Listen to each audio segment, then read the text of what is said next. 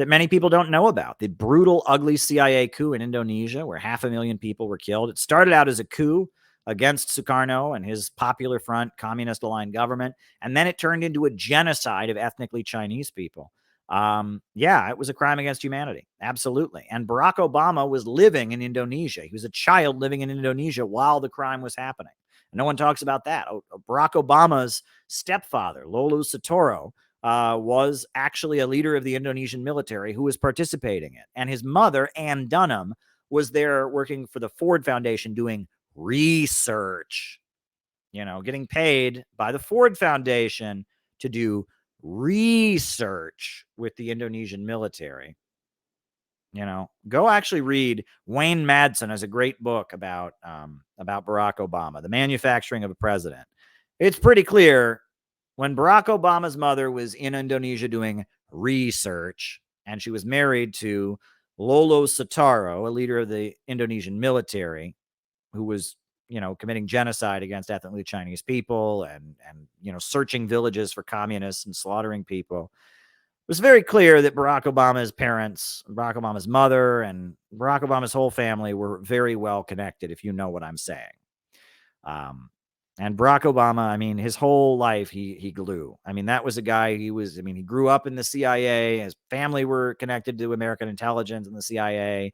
He was working with them when he was in college. It's like Barack Obama is a product of the CIA. It's like the CIA had a baby and its name was Barack Obama, right? And that sounds all conspiratorial, but it's like, I'm sorry, he did become president of the United States. Do you think that somebody who's able to become the first black president of America is not going to be well connected? Barack Obama's parents, they were from Kansas. They lived in Hawaii. They ran the Bank of Hawaii. Barack Obama's grandmother was actually the first female president of the Bank of Hawaii. The Bank of Hawaii was constantly funneling money all over the Pacific for the CIA. They were one of the main ways that money got transmitted to people the USA was aligning with against the communists. Barack Obama's mother, Ann Dunham, she was constantly going all over the world doing research, being paid by the Ford Foundation. She was an academic who was doing research, just research, that was being paid for by the Ford Foundation. And then Barack Obama, like his first jobs, he works with the International Business Corporation, which goes around the world doing workshops in the third world about promoting the free market and capitalism. And then he's like an organizer, a community organizer in Chicago, and he's going around to all the community groups in the black community and keeping track of them basically for the government and for the liberal NGO apparatus. And it's like, that's who Barack Obama was, right? And this is not a conspiracy theory. No, this doesn't mean he sacrificed children. No, it doesn't mean that his birth certificate's not real. It doesn't mean any of that. All I'm saying is that, Barack Obama is his whole life, his family, his mother, his grandparents, he himself, his college career, all the jobs he had before he went into politics, he was deeply, deeply connected with the American security services and the American intelligence apparatus. And that's like an undeniable fact. And when people hear that and they go, oh, that's a conspiracy theory. No, it's not a conspiracy theory. It's just an undeniable fact. And in and of itself, it's not scandalous. Why wouldn't the first black president of the United States, why wouldn't he be tied in with the CIA? You think they're just going to let anyone become the first black president of the United States? No. And why? How easy is it to go to Harvard, right? How easy? It's like Barack Obama is somebody who emerged in circles of American power and was vetted for the job that he got. That's just a fact. He was somebody, he was vetted and he went to an Ivy League school. He was vetted, and he did community work in Chicago. He came from a family background where his family was well connected. None of this is a crazy conspiracy theory, right? That people that rise up in the American establishment generally have help from the shadow government, from the forces that help things rise up, and I don't know why that's, a scandal. I don't know why people think that that's like, oh my God, next you're going to tell us he sacrifices children and drinks blood. I didn't say any of that. I just said that, that throughout his whole life, he got help. Strings were pulled for him because he was on good terms with a certain certain 3-letter agency, and probably other 3-letter agencies as well. And that's like that's not a scandal at all, right? That, you know, I mean, if you look at how the CIA handled the media and continues to handle the media and influence public discourse, you look at the role of the CIA in creating Silicon Valley, you can't talk about any of this. They have, you know, and again, all this stuff about brainwashing, all the people who are going around saying, don't join cults. Oh, that's a cult. That's disinformation. They're the very people. You could point to them all kinds of sources about all this stuff, and they'd go, oh my God, that's a conspiracy theory. And it's like, no, it's a fact.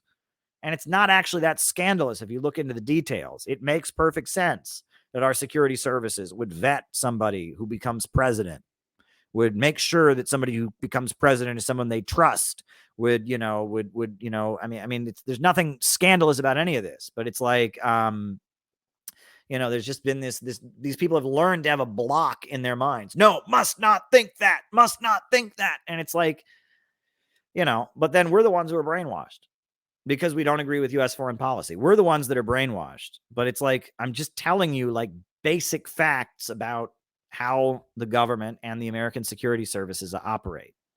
So there you go. There you go. All right.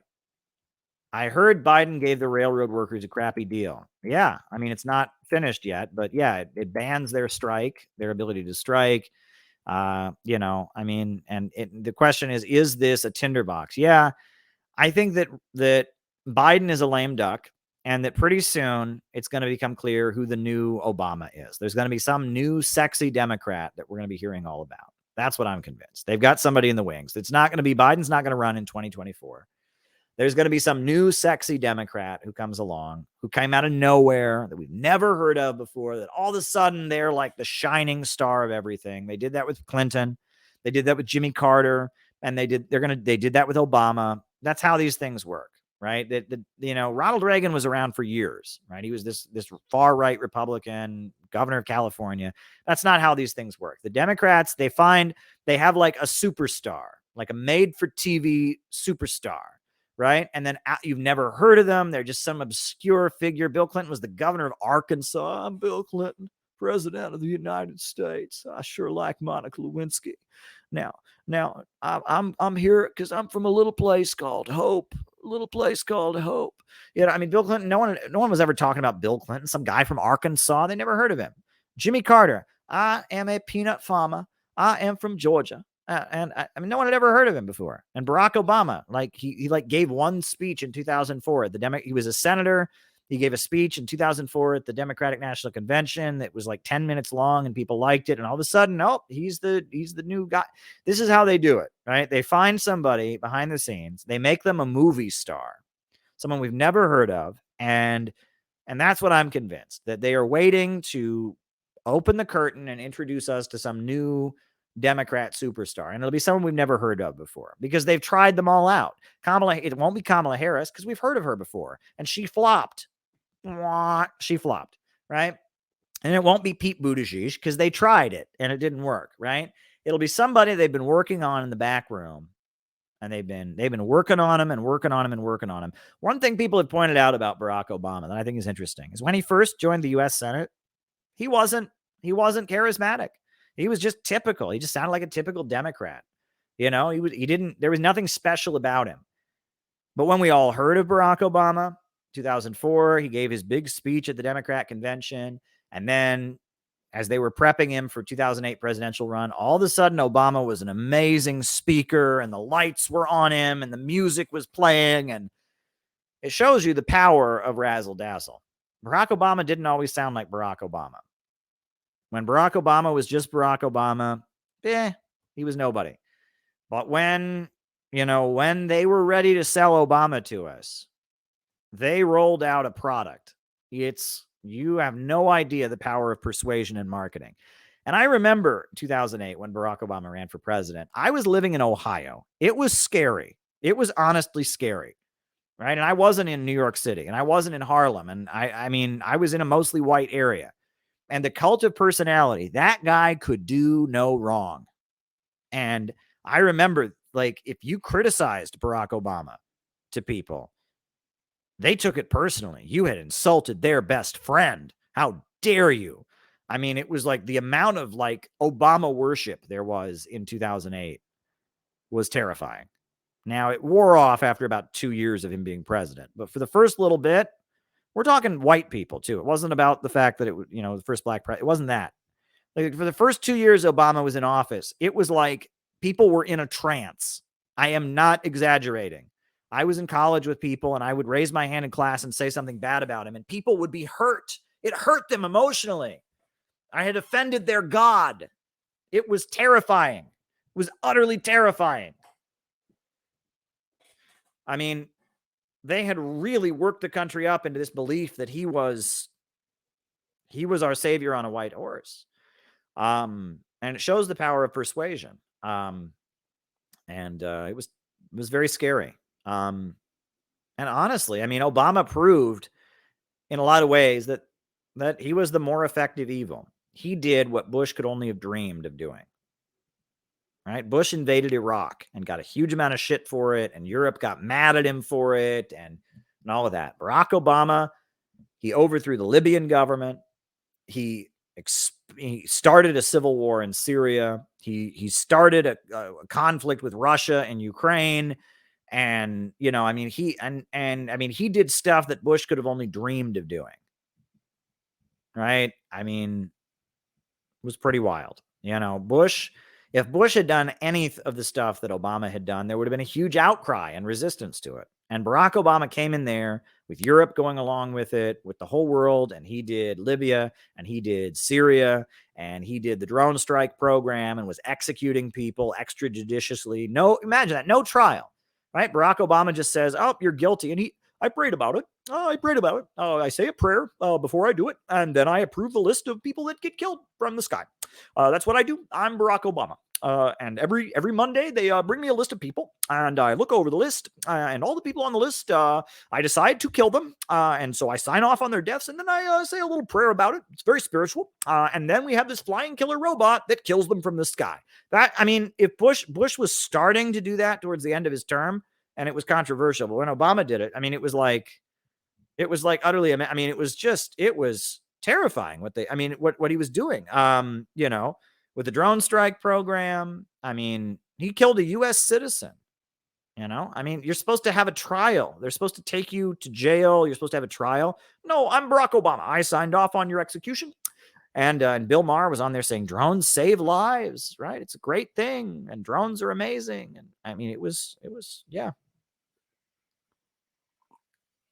Bush had done that. Bush would never have gotten away with it. Right. And the torture thing. Barack Obama came out. We tortured some folks. Yep. We tortured some folks. Not good. We're sorry. We're sorry about that. Very sorry that it happened. I'm Barack Obama. It was utterly terrifying. So